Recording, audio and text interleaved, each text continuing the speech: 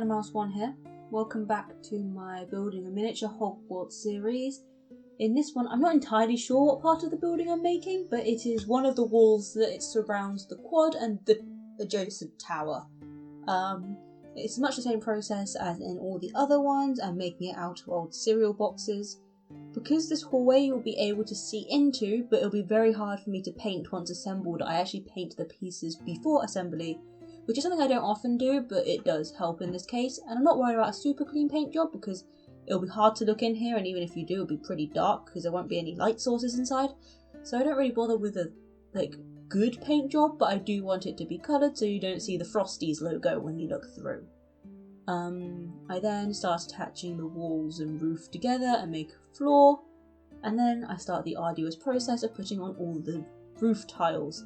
As I predicted in my first video, this was a process that I regretted committing to, but I think it does look really great once they're all in place, so I am happy to put in the slight time commitment that is putting on all the roof tiles. For flat pieces like this, it's not too bad, it's just the cones that really get me, because they have a large surface area and it's a curved surface, so getting all the pieces to life in a way that looks natural is really difficult, especially near the top where the curve is really steep.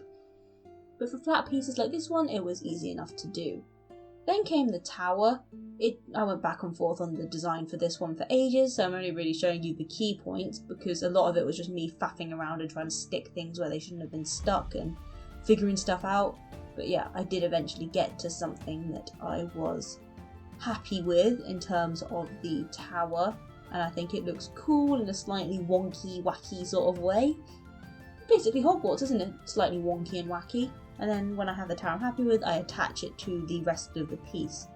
The very diligent of you might notice that that piece is actually on backwards, like the gate should have been closer to this adjacent tower.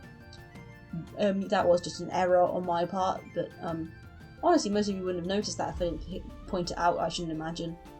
So maybe I shouldn't have said anything, but yeah, there's no need to yell at me. I know it's slightly inaccurate to the actual model of Hogwarts.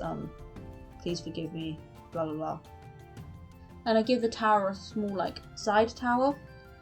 And I gave the tower a weather vane or lightning rod similar to the other tower I've already done, which is just a paper clip to have through a earring back.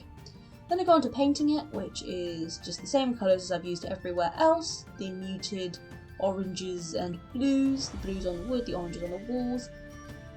Yeah, very simple paint job. Then I stick this to the piece that I've made in the previous episodes as so, using pieces of paper which I then paint over to make that work.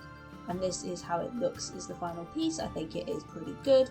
And apart from that, thanks for watching this video. Like and subscribe if you enjoyed. It lets me know that this is something you want to see more of. And apart from that, thanks for watching, and I'll see you next week for another video. Bye!